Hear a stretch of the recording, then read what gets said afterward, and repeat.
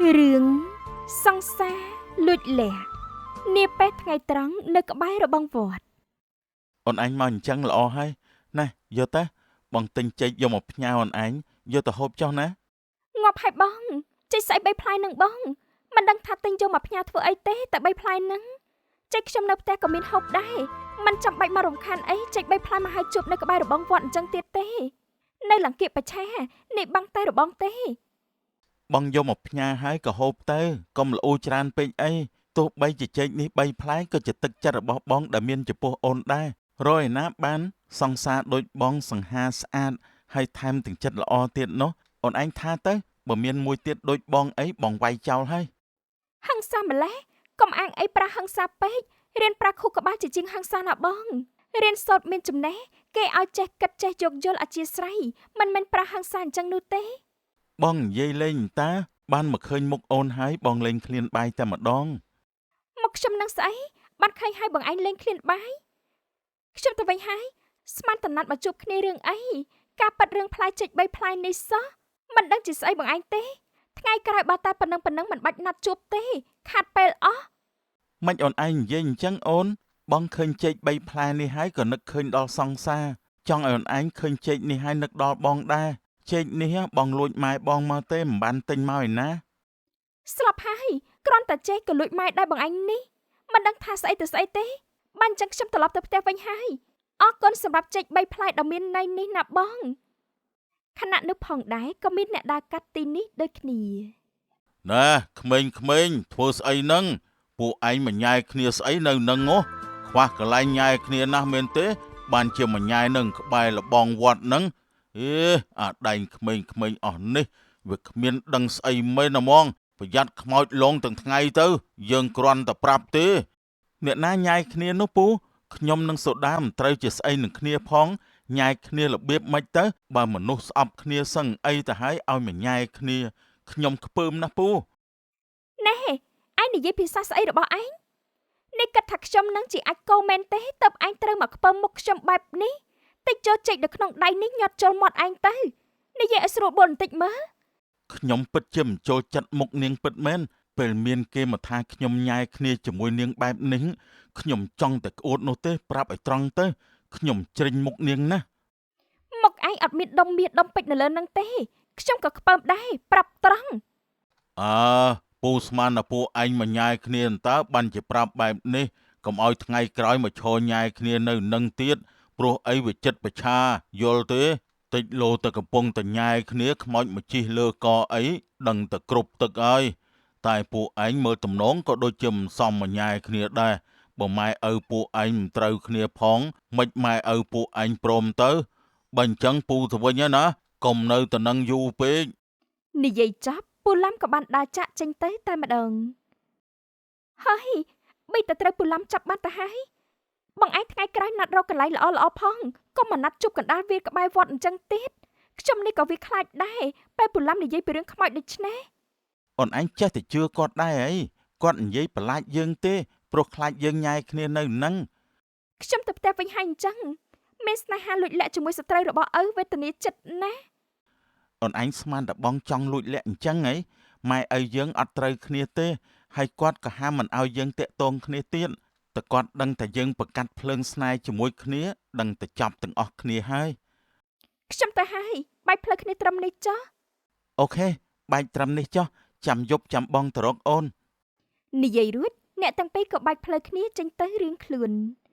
ប៉កខ្ញុំមកផ្ទះវិញហើយប៉កបានអីហូបបាយដែរប៉កខ្ញុំឃ្លានណាស់ស្លកកោហើយចេះហូបអត់នឹងកូនហើយកូនឯងកាន់ស្អីទិញនឹងនឹងចេកហ្នឹងអីប៉កមិត្តភក្តិគេយកមកផ្ញើមិនដឹងថាផ្ញើស្អីក៏ផ្ញើចេកហ្នឹងហ្មងទៅស្លាប់ហើយកូនផ្ញើចេកអសូរទៅច្រើនទៅលោកនេះចេក3ផ្លែទៀតមិត្តភក្តិខ្លួនឯងនេះក៏ប្រសពរករបស់ផ្ញើម្លេះចេក3ផ្លែនេះជារបស់វាទីដឹងប៉ថោមកពុកនិយាយចាស់ខ្ញុំទៅហូបបាយសិនហើយនឹងបានងូតទឹករៀនបន្តបើអញ្ចឹងឆាប់ទៅខំរៀនផងណាកូនឆ្នាំនេះទី12ហើយប្រឡងឲ្យទៅជាប់ទៅបានហើយមិនបាច់ប្រឹងយក A យក B ស្អីទេព្រោះពុកដឹងតែខ្លួនឯងនេះប្រឹងដល់ជាតិក្រោយទៅទៀតក៏វាមិនបានគេដែរ ពុកអត់លើកទឹកចិត្តសោះមានតែបង្អាប់កូនខ្លួនឯងថែមនេះជាកូនស្រីតែមួយទៀតពុកបង្អាប់ខ្ញុំរាល់លើកពុកមិនចង់ឲ្យកូនឯងប្រឹងពេកទេពុកខ្លាចកូនឯងទៅសាយប្រសាទត្រឹមមកជាប់ទៅវាគ្រប់គ្រាន់ពេកទៅហើយសម្រាប់ពុកនេះត្រឹមឃើញកូនស្រីពុកជោគជ័យលើវិថីសិក្សាប៉ុណ្ណឹងពុកអរណាស់ទៅហើយកូនចុះបើសិនបើខ្ញុំមិនចប់ក្នុងការប្រឡងនឹងវិញពុកនឹងខឹងខ្ញុំដែរទេដែលរៀនមក12ឆ្នាំតែប្រឡង2ថ្ងៃនឹងមិនចប់នោះបើកូនប្រឡងមិនជាប់ឆ្នាំនេះឆ្នាំក្រោយប្រឹងម្ដងទៀតប្រឡងឲ្យជាប់ហើយកុំគិតអីដែលនាំទៅរកផ្លូវអវិជ្ជមានណាកូនទោះជាប់ឬធ្លាក់ក៏កូនស្រីខំប្រឹងអស់ពីសមត្ថភាពទៅហើយពុកមិនខឹងមិនជេរស្ដីឲ្យកូនទេព្រោះកូនពុកជាកូនល្អរបស់ពុកមករហូតទៅហើយមិនដែលធ្វើអ្វីដែលវាខុសនឹងគន្លងធម៌របស់ឪពុកម្ដាយទេចាខ្ញុំអរគុណណាស់ពុកអញ្ចឹងឆ្នាំនេះខ្ញុំសូមធ្លាក់សិនហើយចាំឆ្នាំក្រោយចាំយកជាប់ត្រូវឥឡូវហើយកូននេះវើយឆាប់ទៅរកបាយទឹកទៅកុំនៅលេងសើចច្រើនពេកចាលោកពុកសំណប់ចិត្តនេះពេលយប់នេះភូមិបានមកឈរអើតរកមើលនាងសូដានៅតាមមាត់បង្អួចសូដាអូនបើកបង្អួចឲ្យបងសូដាអូនបងមកហើយអូនអាណាគេមកស្រែករកស្អីទាំងយប់រកកូនយើងនឹងវ៉ៃមិនគិតដេកពួនទេអីបានជាមកស្រែករកកូនយើងបែបនេះកុំឲ្យយើងឃើញមុខឲ្យសោះណាបើឃើញទាញចំពីមដេញបាញ់ឲ្យលបូតខោរហ្មងនេះភូមិគ្រាន់តែលឺដូច្នេះរត់ចេញទៅយ៉ាងលឿនពុកមានរឿងអីមែនទេពុកមិនដឹងជាកូនចៅអាណាគេទេមកស្រែករកកូនឯងទាំងយប់កូនឯងលួចលាក់មានស្នេហាជាមួយនឹងប្រុសណាមែនទេឆាប់ប្រាប់ពុកភ្លាមមកកូនស្រីអត់ទេពុកខ្ញុំមិនណាទៅលួចតាក់ទងមានស្នេហាកើតនោះនេះវ័យខ្ញុំនៅសិក្សាខ្ញុំមិនតាន់ចេះមានស្នេហានោះទេពុកកុំចាប់ប្រកាន់ខ្ញុំអីកុំឲ្យពុកដឹងឲ្យសោះណាថាកូនឯងលួចលាក់មានស្នេហាជាមួយនឹងអ្នកណាបើពុកដឹងពុកដកទូរស័ព្ទដកម៉ូតូលេងឲ្យជិះហើយពុកនឹងជូនទៅរៀនដោយផ្ទាល់រាល់ថ្ងៃអត់មានទេពុកខ្ញុំអត់កុហកពុកទេពុកទៅសម្រានបានហើយយប់ហើយណាពុកខ្ញុំសូមមើលមេរៀនដោយស្ងៀមស្ងាត់មិនចង់ឲ្យមានសម្លេងមករំខាននោះទេកុំមានស្នេហាក្នុងវ័យសិក្សានេះយល់អ្វីដែលពុកនិយាយប្រាប់ទេទំ7 8 10ទេខំរៀនសិនទៅអាស្នេហាស្អីនឹងចាំពេលក្រោយចាលោកឪពុករបស់កូននិយាយរួចពូដិនក៏បានចាកចេញទៅបងភុំនេះមកស្រែកហៅមិនមើលស្អីសោះសំណាងឲ្យដែលខ្ញុំឆ្លាតចេះដោះសារជាមួយពុកតាន់កុំអីស្លាប់ទាំងអស់គ្នាហើយនាពេលព្រឹកសិស្សគ្រប់គ្នានាំគ្នារត់រះមកសាលារៀនសូដាពីម្សិលមិញអូនឯងទៅណាមិនក៏បងទៅរកនៅផ្ទះបែរជាជួបឪអូនអញ្ចឹងបងភ័យរត់ដាច់ជើងចោលយប់មិញហ៎ពេលជប់ខ្ញុំនៅផ្ទះតាគ្រាន់តែពុកចូលមកមើលខ្ញុំរៀនហើយបងឯងស្រែករកស្អីទូរស័ព្ទមានមិនក៏មិនទេឬក៏ផ្ញើសារមកពេលមកដល់ហើយប្រយ័ត្នប្រឡងទី12មិនចប់ទៅតែមិនចប់ខ្ញុំលែងយកបងឯងធ្វើជាសង្សារហើយវ័យសិក្សាផងក៏មិនចង់មានស្នេហាដែរបើបងប្រឡងទី12មិនជាប់បងក៏មិនឲ្យអូនឯងបានប្រឡងជាប់ដែរបើធ្លាក់យើងត្រូវធ្លាក់ទាំងពីរនាក់ជាសង្សារនឹងគ្នាមិនអាចម្នាក់ធ្លាក់ម្នាក់ជាប់បាននោះទេត្រូវចាំផងវាមិនដែរទេបងវាត្រូវតែអញ្ចឹងហើយមិនអាចយករួចខ្លួនតែម្នាក់ឯងបានទេអូនឯងត្រូវដឹងថា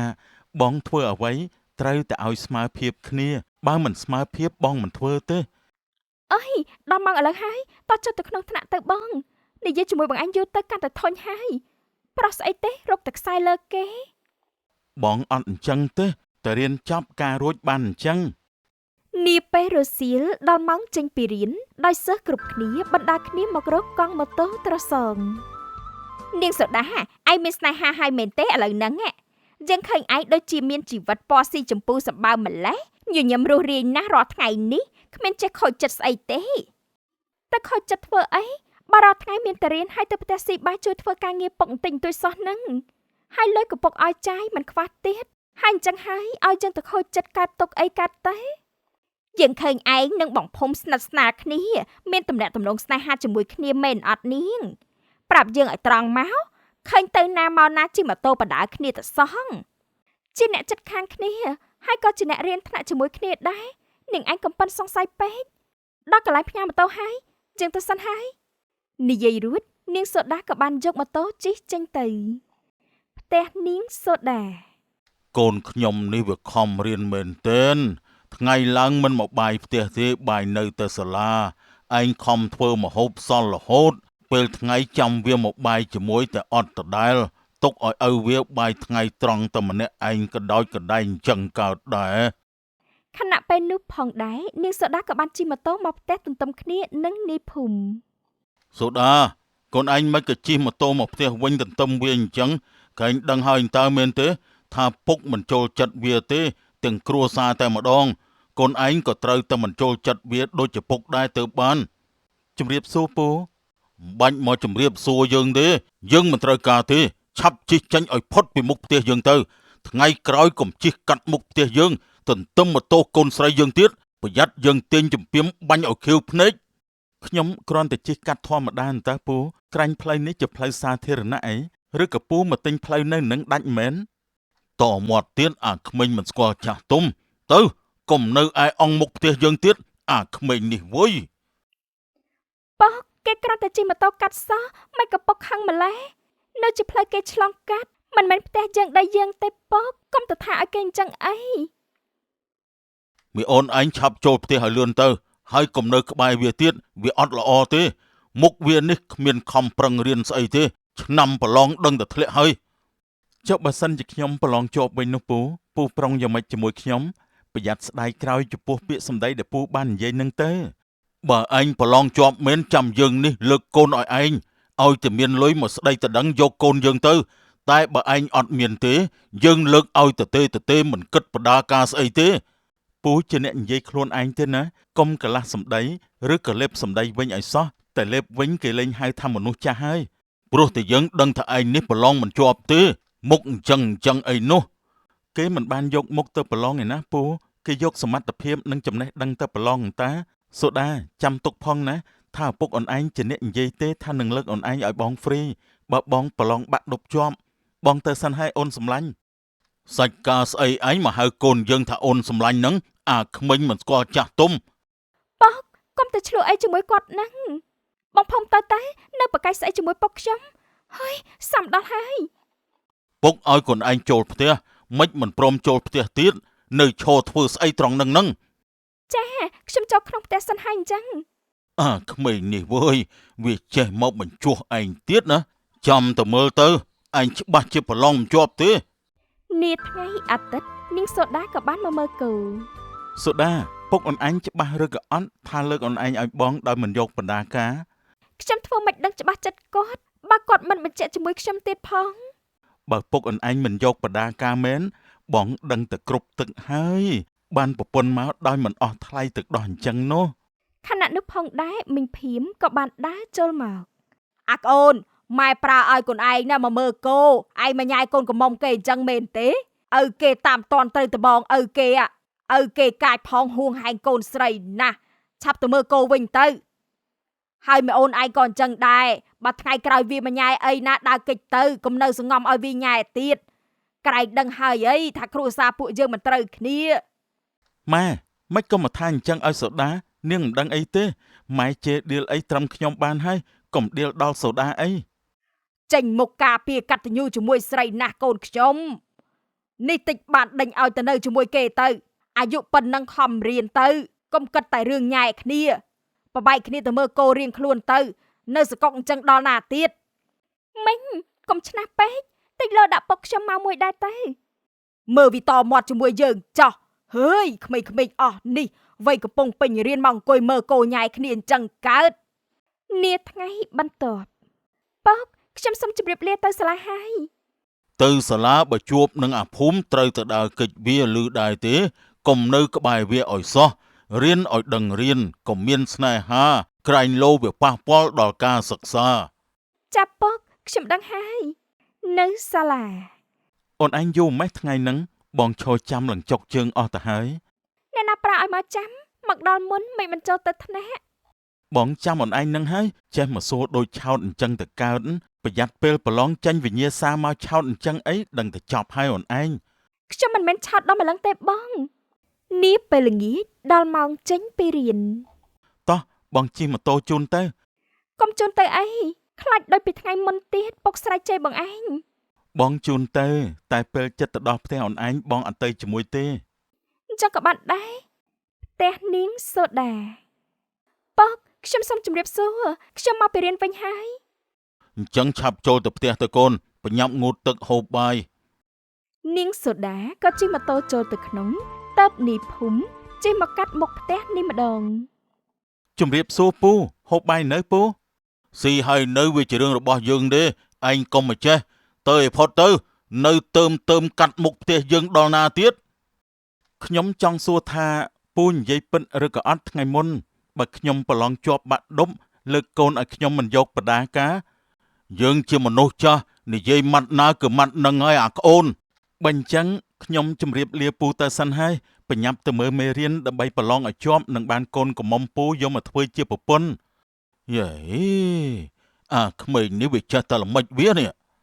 2 ខែក្រោយមកការប្រឡងបាក់ឌុបក៏បានឈានចូលមកដល់លុះពេលប្រឡងចប់អស់តែក៏នៅទន្ទឹងរង់ចាំលទ្ធផលផ្ទះនីភូមិ ម៉ែបើលទ្ធផលប្រឡងចេញមកម៉ែត្រូវទៅដឹងប្រពន្ធឲ្យខ្ញុំណា យីហើយប្រញាប់អីយកប្រពន្ធម្លេះហាទៅ18ឆ្នាំសោះ ទៅដឹងទុកឲ្យហើយទៅម៉ែព្រោះអត់អស់បដាកាយណា តែទៅដឹងប្រពន្ធការណាវាត្រូវតែចំណាយឲ្យកូនប្រុសគ្មានអ្នកណាគេលើកកូនឲ្យគេតទេឡើយ ពួកដុនគាត់លើកកូនកំមុំគាត់ឲ្យខ្ញុំមិនយកបដាការទេបើខ្ញុំប្រឡងជាប់បាក់ដប់ វាមិនដែរទេកូនតានឹងស្អប់កូនឯងសឹងអីនោះ ជាការពិតណាម៉ែកុំឲ្យចាញ់ចិត្តអីត្រូវតែទៅដឹងកូនពួកដុនឲ្យខ្ញុំព្រោះគាត់មិនយកបដាការទេហើយខ្ញុំក៏ដឹងពីសមត្ថភាពខ្ញុំដែរថាខ្ញុំអាចជាប់100លើ100ណាម៉ែ ចាំពេលចេញលទ្ធផលសិនទៅអញ្ចឹងចាំម៉ែទៅសួរឲ្យមួយរយៈក្រោយមកលទ្ធផលការប្រឡងក៏បានចេញនីភូមិនិងម្ដាយក៏មកផ្ទះពូដុនតែម្ដង ខ្ញុំប្រឡងជាប់បាក់ដប់ឲ្យពូកំលេបសម្ដីឲ្យសោះណាថាលើកកូនកំមុំពូដោយមិនយកបដាការយើងមិនក្បត់ពាក្យសម្ដីយើងទេតែកូនយើងហើយនឹងឯងមិនមានចិត្តស្រឡាញ់គ្នាផងនឹងទោះបីជាលើកឲ្យឯងក៏អត់ប្រយោជន៍ដែរមនុស្សដែលមិនស្រឡាញ់គ្នារស់នៅជាមួយគ្នាមិនសុខទេខ្ញុំក៏មានរឿងប្រាប់ពូនឹងម៉ែដែរថាខ្ញុំនិងសូដាពួកយើងជាសង្សារនឹងគ្នាស្រឡាញ់គ្នាយូរមកហើយពួកយើងស្រឡាញ់គ្នាស្រាប់ការជាមួយគ្នារស់នៅជាមួយគ្នាគឺមានសេចក្តីសុខណាស់ពូមីអូនតាំងពីអង្គមិនអញ្ចឹងកូន សំតបផងពកខ្ញុំនឹងបំភុំពើជើងមានស្នេហាលួចលាក់នេះមកយូរហើយតែខ្លាចពុកខឹងតបលាក់រហូតមកដល់ថ្ងៃនេះ ពុទ្ធោកូនឪអើយ អ្នកឯងលើកកូនស្រីឲ្យឬអត់ឥឡូវហ្នឹងបើក្មេងៗវាស្រឡាញ់គ្នាហើយកុំឲ្យក្បត់សន្យាខ្លួនឯងអីអ្នក បើជ្រុលជាអញ្ចឹងទៅហើយលើកឲ្យត្មងទៅរឿងបដាការនោះកុំបាច់ដែរកុំឲ្យថាយើងនេះកន្លះពាក្យសម្ដីអីបានអរគុណឪក្មេង នីភូមិនិងនាងសូដាភ្ជាប់ពាក្យនឹងគ្នាទុក5ឆ្នាំរហូតពួកគេមានការងារល្អធ្វើមានលំនឹងច្បាស់លាស់ក៏បានរៀបការជាមួយគ្នាតាមប្រពៃណីតែម្ដង